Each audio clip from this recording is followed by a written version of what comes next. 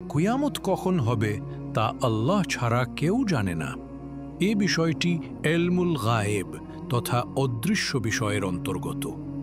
এ ব্যাপারে কোরআন ও হাদিসে অসংখ্য দলিল রয়েছে। নবী সাল্লাল্লাহু আলাইহি ওয়াসাল্লাম কিয়ামত ও তার ভয়াবহতা সম্পর্কে বেশি বেশি আলোচনা করতেন। তাই লোকেরা তাঁকে কিয়ামতের সময় সম্পর্কে প্রশ্ন করত। তিনি তাদেরকে সংবাদ দিতেন যে কিয়ামতের বিষয়টি একটি গায়েবী বিষয়। আল্লাহ তাআলা ব্যতীত অন্য কিয়ামতের নির্দিষ্ট সময় সম্পর্কে অবগত নয়। আল্লাহ তাআলা বলেন, ইয়াসআলুনাকা আনিস সাআতি আইয়ানা মুরসাহা কুল ইন্নামা ইলমুহা ইনদা রাব্বি লা ইউজাল্লিহা লিওয়াক্তিহা ইল্লা হুয়া ثقلت في السماوات والأرض لا تأتيكما إلا بغتة يسألونك كأنك حفي عنها قل إنما علمها عند الله ولكن أكثر الناس لا يعلمون তারা আপনাকে জিজ্ঞেস করছে যে কিয়ামত কখন প্রতিষ্ঠিত হবে। আপনি বলে দিন যে এই বিষয়ে আমার প্রতিপালকই জ্ঞানের অধিকারী। শুধু তিনিই কিয়ামতকে নির্দিষ্ট সময়ে প্রকাশ করবেন। আকাশ রাজ্যে ও পৃথিবীতে তা হবে একটি ভয়াবহ ঘটনা। তোমাদের উপর তা হঠাৎ করেই চলে আসবে। এমনভাবে ওরা আপনাকে প্রশ্ন করছে আপনি যেন এ বিষয়ে সবিশেষ অবগত।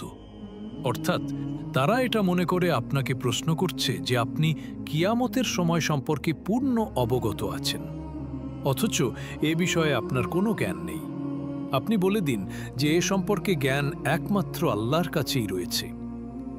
কিন্তু অধিকাংশ লোকই এ সম্পর্কে কোনো জ্ঞান রাখে না। সূরা আরাফ ১২৭। আল্লাহ তাআলা আরও বলেন, ইয়াসআলুকান নাসু আনিস সাআহ কুল ইন্নামা ইলমুহা ইনদাল্লাহ ওয়ামা ইউদরিক লাআল্লাহুস সাআতু তাকুনু করিবা। লোকেরা আপনাকে কিয়ামত সম্পর্কে জিজ্ঞেস করছে। আপনি বলুন, এর জ্ঞান শুধু আল্লাহর কাছেই। আপনি এটা কি করে জানবেন যে সম্ভবত কিয়ামত শীঘ্রই হয়ে যেতে পারে?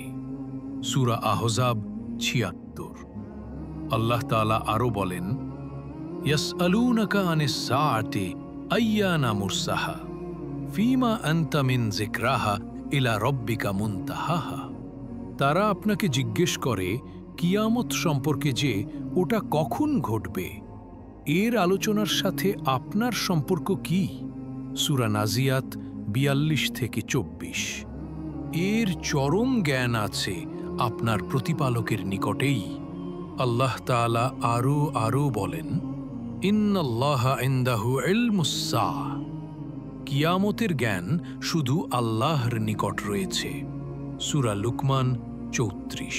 উপরোক্ত আয়াতগুলো এবং অন্যান্য আয়াতে আল্লাহ তার নবী মুহাম্মদ সাল্লাল্লাহু আলাইহি ওয়াসাল্লামকে আদেশ দিচ্ছেন তিনি যেন কিয়ামত সম্পর্কে প্রশ্নকারীদেরকে বলে দেন কিয়ামতের জ্ঞান শুধু আল্লাহর কাছেই। তিনিই তার সঠিক সময় সম্পর্কে অবগত আছেন। আসমান জমিনের কারো কাছে কিয়ামতের কোন জ্ঞান নেই। নবী সাল্লাল্লাহু আলাইহি ওয়াসাল্লামকে জিব্রাইল আলাইহিসসালাম যখন প্রশ্ন করলেন কিয়ামত কখন হবে, তিনি উত্তর দিলেন, মা আল মাসলু আনহা বিআলমা মিনাস সাইলি। এ ব্যাপারে যাকে প্রশ্ন করা হয়েছে সে প্রশ্নকারী অপেক্ষা অধিক অবগত নন।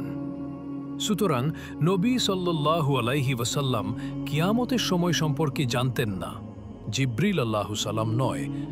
এমনকি যেই ফেরেশতা সিংহা মুখে নিয়ে আল্লাহর আদেশের অপেক্ষায় আছেন তিনিও কিয়ামতের সময় সম্পর্কে সম্পূর্ণ অজ্ঞ। মুসলিম অধ্যায় কিতাবুল ফিতান, বুখারী অধ্যায় কিতাবুল ঈমান। কিয়ামতের নির্দিষ্ট সময় গোপন রাখার রহস্য। আল্লাহ তাআলা কিয়ামতের সঠিক সময় কাউকে অবগত করেননি। উদ্দেশ্য হল মানুষ যাতে সব সময় সতর্ক থাকে, পরকালের জন্য পূর্ণ প্রস্তুতি গ্রহণ করে এবং সর্বদা সৎ কাজে লিপ্ত থাকে। জনৈক ব্যক্তি নবী সাল্লাল্লাহু আলাইহি ওয়াসাল্লামকে জিজ্ঞেস করল, কিয়ামত কখন হবে? উত্তরে তিনি বললেন, কিয়ামতের জন্য তুমি কি প্রস্তুত করেছ? সে বলল, কোন কিছুই প্রস্তুত করিনি। তবে আমি আল্লাহকে ভালোবাসি এবং আল্লাহর রসুলকে ভালোবাসি।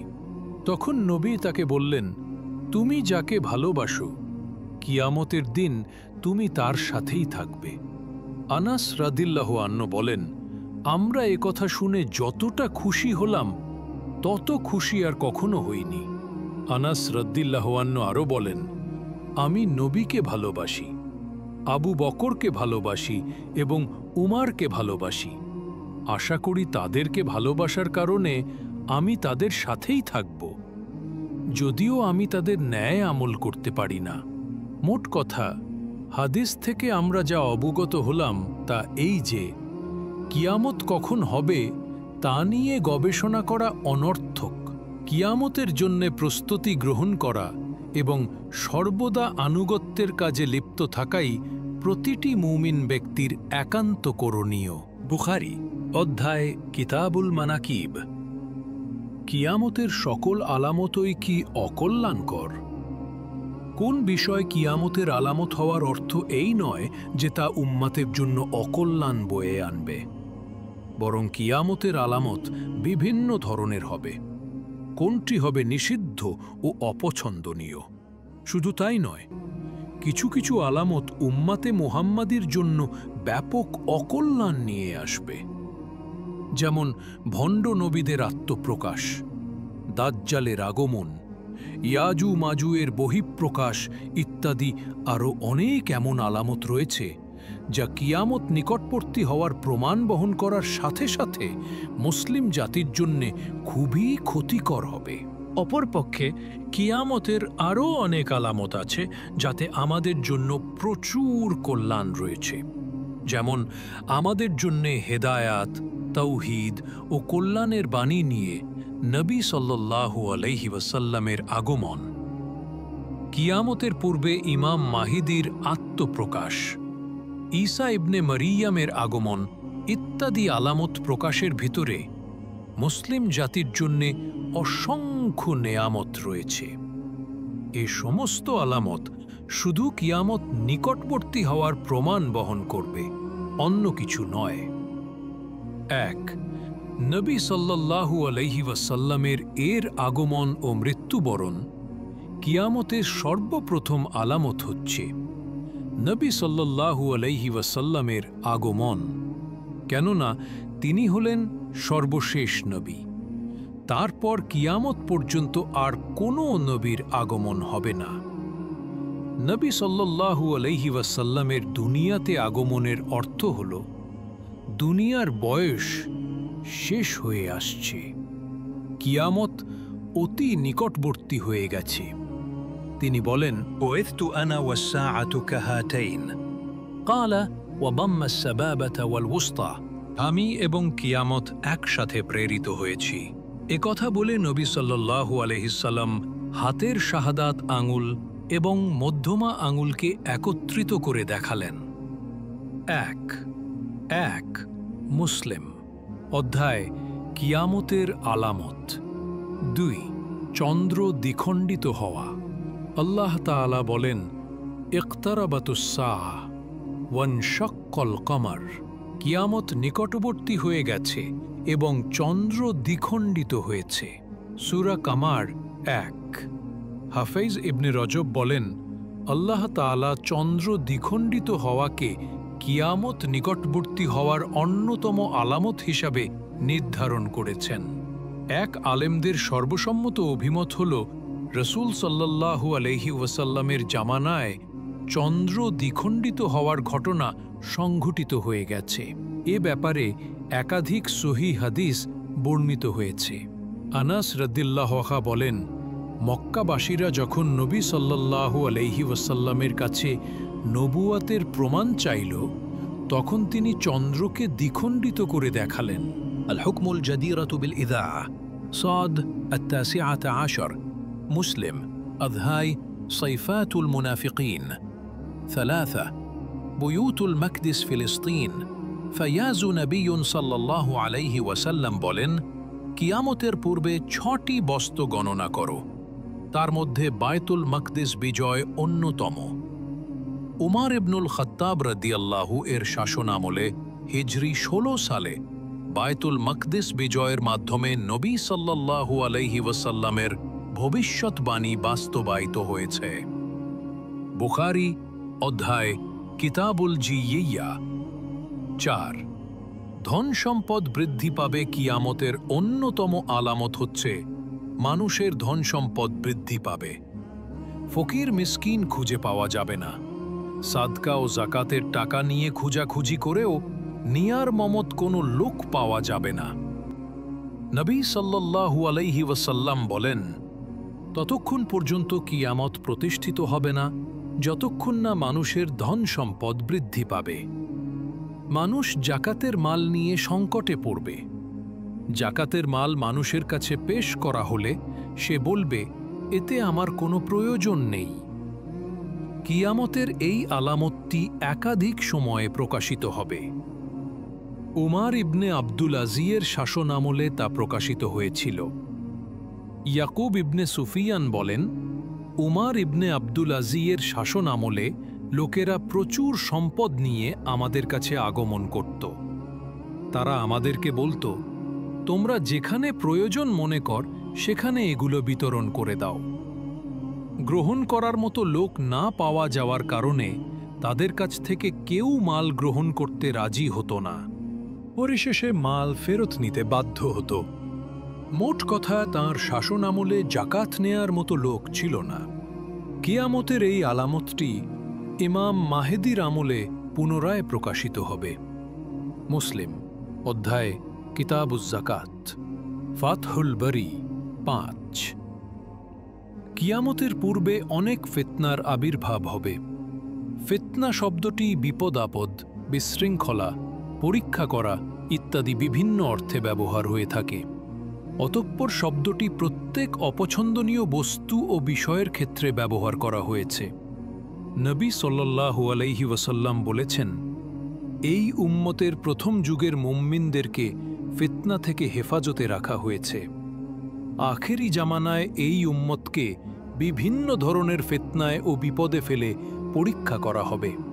প্রবৃত্তির অনুসরণ, ফিরকাবন্দি এবং দলাদলির কারণে ফিতনার সূচনা হবে, হেতনার সূচনা হবে। এতে সত্য মিথ্যার মাঝে পার্থক্য করা কঠিন হয়ে যাবে এবং ঈমান নিয়ে বেঁচে থাকা কষ্টকর হবে। একে অপরের উপর তলোয়ার উঠাবে, ব্যাপক রক্তপাত ও প্রাণহানি ঘটবে। নবী সাল্লাল্লাহু আলাইহি ওয়াসাল্লাম সকল ফিতনা সম্পর্কে উম্মতকে সাবধান করেছেন এবং তা থেকে বাঁচার উপায়ও বলে দিয়েছেন। আমর বিন আখতাব রাদিয়াল্লাহু আনহু বলেন, একদা নবী সাল্লাল্লাহু আলাইহি ওয়াসাল্লাম আমাদেরকে নিয়ে ফজর নামাজ পড়লেন। অতঃপর মিম্বারে উঠে জোহর নামাজ পর্যন্ত ভাষণ দিলেন। জোহর নামাজ আদায় করে পুনরায় ভাষণ শুরু করে আসর নামাজ পর্যন্ত ভাষণ দান করলেন।